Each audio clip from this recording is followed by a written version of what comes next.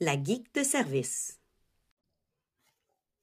Aujourd'hui, je vous parle des outils d'intelligence artificielle que j'ai intégrés dans mon quotidien. J'en teste régulièrement et je veux débuter en vous disant qu'est-ce qui fait que j'intègre un outil versus je vous en parle même pas parce que j'ai ouvert l'outil et je l'ai rejeté, alors que d'autres vont peut-être l'intégrer dans leur quotidien. Personnellement, je regarde en premier si c'est quelque chose qui fonctionne autant en anglais qu'en français si possible. Je navigue dans les deux langues régulièrement, mais quand un outil est disponible seulement en anglais, je l'explore quand même parce que des fois, je me dis éventuellement, il va être disponible en français, mais c'est sûr que je peux l'intégrer beaucoup moins quotidiennement que s'il est disponible en français. Je regarde aussi, est-ce que c'est un logiciel? Est-ce que c'est un outil en ligne? Je suis très réticente à installer des logiciels sur mon ordi. J'aime beaucoup mieux des outils qui sont en ligne. Par contre, s'ils sont en ligne, ben je veux qu'ils tirent pas trop de jus dans mon navigateur. Donc, je minimise beaucoup le nombre d'extensions que je vais ajouter. Donc, j'aime bien quand c'est une plateforme en ligne qui me demande aucune installation. Ensuite, ben, je vais regarder ce qu'on me demande comme information puis comme données personnelles. Je dois vous avouer que comme tout le monde, je prends le temps de me questionner, mais des fois, c'est pas toujours évident. J'essaie de comprendre pourquoi, par exemple, on va me demander accès à ma liste de contacts. Est-ce qu'il y a quelque chose dans l'outil qui va demander un accès? Même chose pour la caméra, l'appareil photo. Des fois, quand c'est trop gourmand en demande de données, je referme tout simplement le tout et je ne me crée pas de compte. Par contre, des fois, ben, c'est très clair qu'il y a une raison pourquoi on me demande accès à ma caméra parce que c'est un outil qui va me demander d'activer ma caméra et d'utiliser le tout. Donc, si j'ai des doutes, je vais aussi parfois aller faire, parce que parfois je fais juste tout fermer et c'est tout.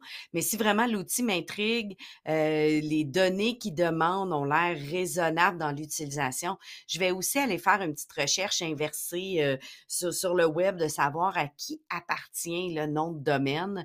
Donc, qui est derrière le nom de domaine. Des fois, ça va me donner un nom de compagnie. Je vais aller lire un peu sur la compagnie.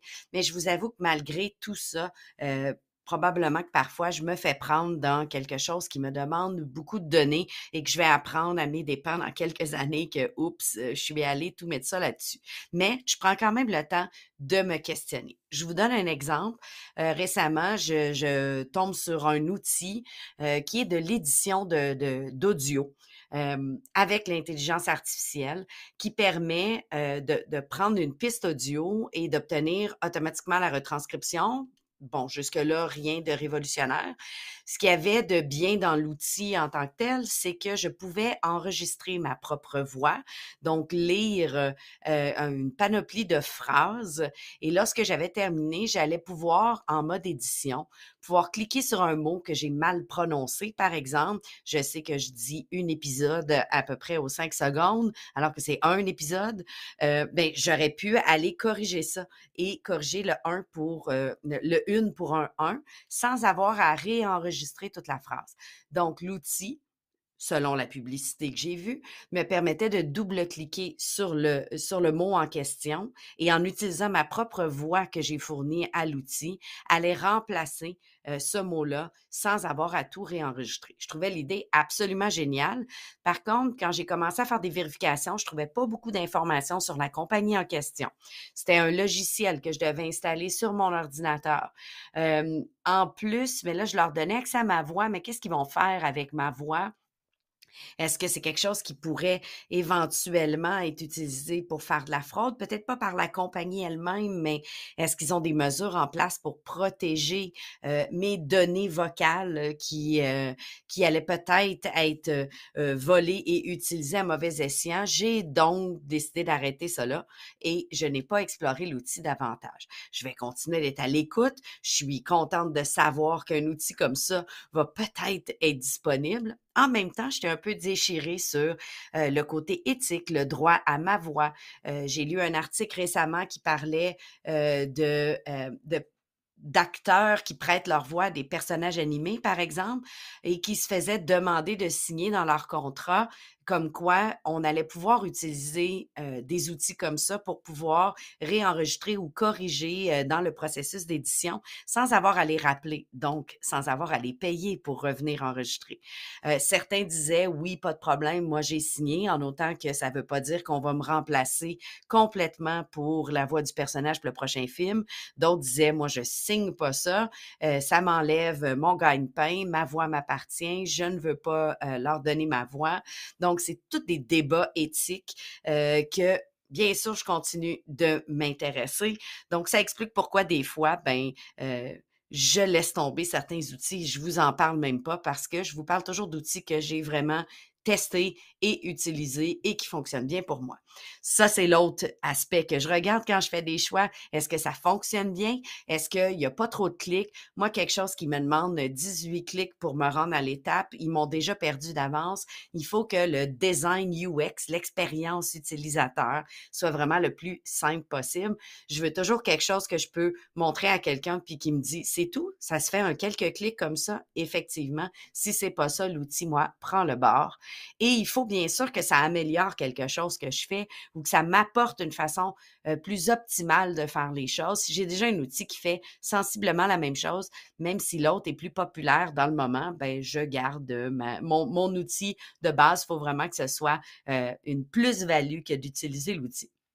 Je vous présente aussi souvent des outils qui ont une version gratuite suffisante pour leur utilisation, mais je prends toujours la peine aussi d'aller regarder dans la section pricing de l'outil ou les prix ou les tarifs pour pouvoir me dire, ben là, si je l'aime vraiment, est-ce que quand je vais tomber dans sa version où je vais avoir besoin des autres fonctionnalités ou par exemple, l'outil me permet un enregistrement de 30 minutes, ben, est-ce que j'ai une façon, est-ce que 30 minutes, c'est suffisant, par exemple, pour moi? Ou est-ce que je vais rapidement tomber dans un 60 minutes d'enregistrement et là, ça va me coûter combien? Si le prix a vraiment pas de bon sens et je paierai jamais pour ça, j'expérimente même pas l'outil dès le départ. Je veux pas me l'approprier puis l'aimer et ne pas être capable d'aller plus loin. Donc, commençons avec, un premier outil, celui dont tout le monde a parlé pendant les derniers mois, le fameux ChatGPT. On dirait que j'ai un blocage de dire ChatGPT parce que je trouve horrible le nom en français. Donc, appelez-le comme vous voulez, GPT ou GPT. Je l'utilise vraiment au quotidien. Je dois avouer que s'il disparaissait demain matin et qu'il y avait juste une version payante, je serais en questionnement. Mais pour le moment, la version gratuite me satisfait. Donc, ce que j'ai expérimenté jusqu'à présent avec l'outil, ben, premièrement, je lui ai fait refaire mon profil LinkedIn. J'ai vu ça passer sur les réseaux sociaux, quelqu'un qui disait, j'ai copié-collé mon CV et je lui ai dit, rédige-moi la section à propos de LinkedIn en prenant mon CV. Bien sûr, il a fait des choix éditoriaux que j'aurais pas fait nécessairement. Donc voilà, une petite erreur que j'aurais bien aimé double-cliquer et arranger au montage. Donc, il a refait mon profil. Il a fallu que je dise, bon, retire tel élément, rajoute telle chose, mets plus d'emphase sur X, Y, Z. Mais après 2, 3 petits ajustements, ben j'ai pu copier-coller le tout et je lui ai demandé de m'en faire une version en anglais aussi. Donc, j'ai maintenant un profil LinkedIn créé avec l'intelligence artificielle qui reflète beaucoup mieux que ce que moi j'arrive à écrire. On dirait que de se vendre soi-même, des fois, c'est pas évident. Là, c'est pas moi qui me suis vendu, c'est ChatGPT. Ensuite, je lui demande régulièrement de l'aide avec mes publications sur les réseaux sociaux.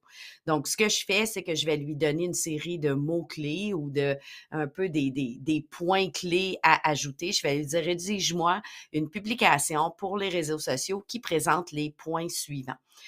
Souvent, je lui redemande donne-moi-en une autre version, donne-moi une autre version. Et là, à partir des 2, 3 versions qu'il m'a données, je vais souvent prendre un paragraphe de ça, un paragraphe de l'autre, utiliser tel adjectif versus un autre.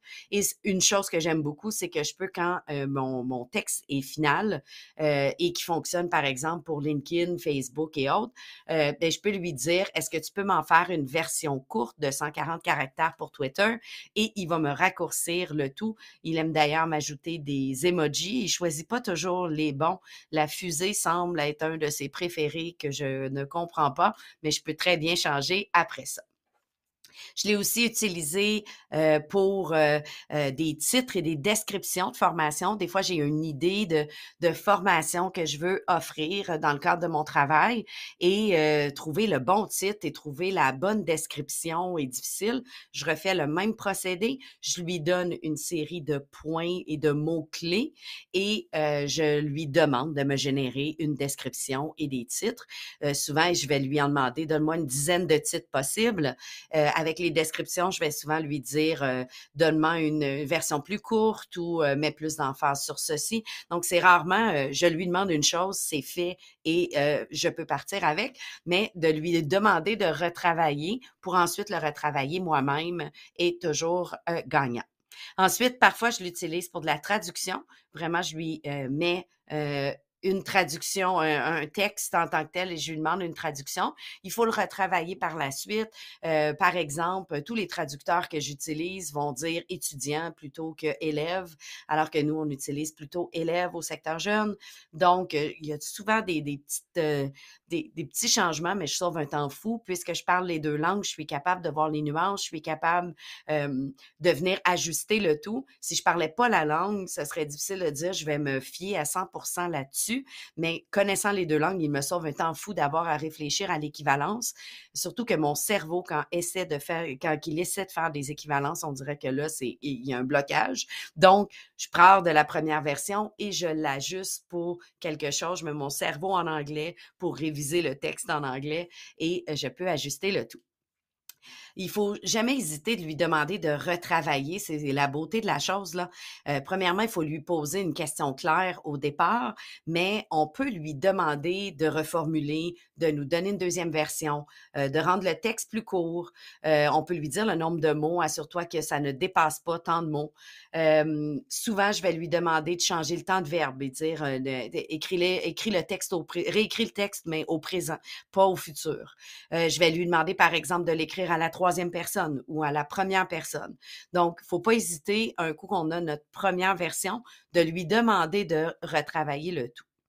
Je l'ai aussi utilisé lors de l'écriture d'articles. Par exemple, sur le site de l'École branchée, vous allez retrouver un article récent sur le balado.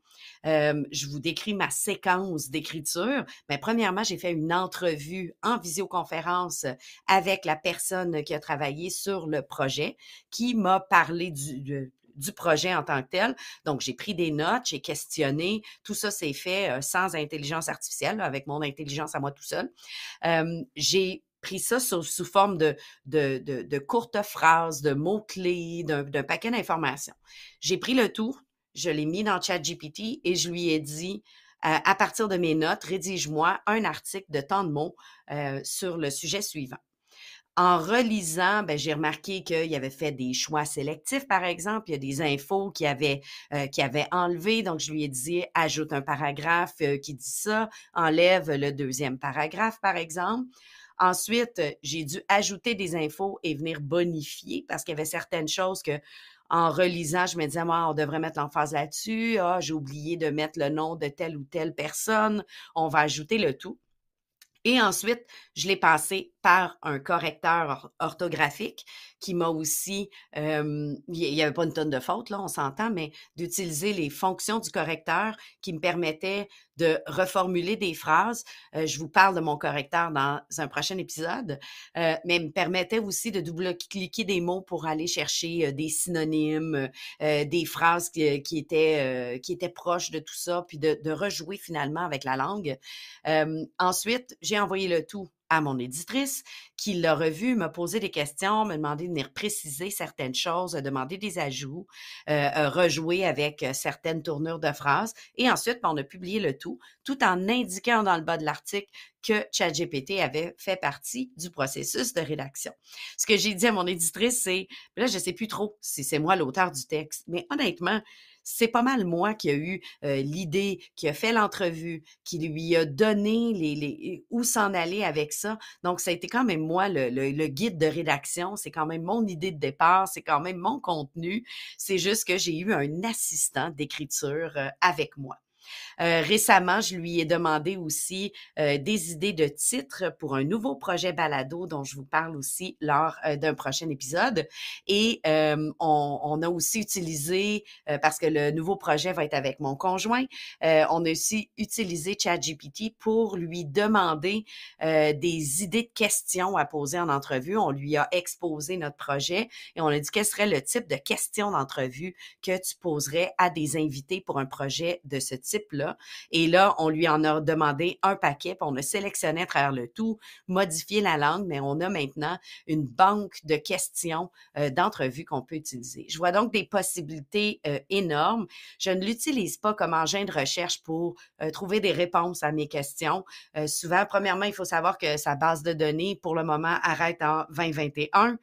J'ai testé le chat dans Bing qui, lui, est connecté à Internet, mais la réponse qu'on me donne, à moins d'aller toutes lire les sources, ce serait que de me fier à ce qui est écrit là, qui serait un peu comme lire la première réponse dans une recherche Google et m'arrêter là et me dire que j'ai réponse à ma question. Donc, je ne l'utilise pas dans cette fonctionnalité-là. C'est plus un assistant d'écriture, un assistant qui m'aide à formuler, à construire le texte autour de mes idées. Il m'aide énormément avec le syndrome de la page blanche. Je commence par quoi? J'écris quoi? Là, j'aime mieux pouvoir mettre mes points, le laisser faire une première version, le retravailler par la suite. On dirait qu'il me donne le point de départ pour pouvoir continuer. Je le comparerais un peu à utiliser Canva plutôt qu'utiliser une page blanche pour créer une infographie. Moi, j'aime bien partir d'un modèle et le déconstruire, dire j'aime celui-là, mais je l'aimerais mieux bleu plutôt que vert. J'aimerais mieux que le personnage se trouve en haut à droite plutôt qu'en bas à gauche. Je vais changer le texte pour telle chose. Donc, c'est un peu dans ce même sens-là que moi, je l'utilise. Lors du prochain épisode, je vous parle de d'autres outils d'intelligence artificielle que j'utilise, des outils de correction, des outils pour m'aider avec la traduction et des outils aussi de création, autant des modules pédagogiques que vidéo que d'images. Donc, je vous parle de mes expérimentations, mais comme je vous dis, des expérimentations qui maintenant font partie de mon quotidien. On se reparle bientôt.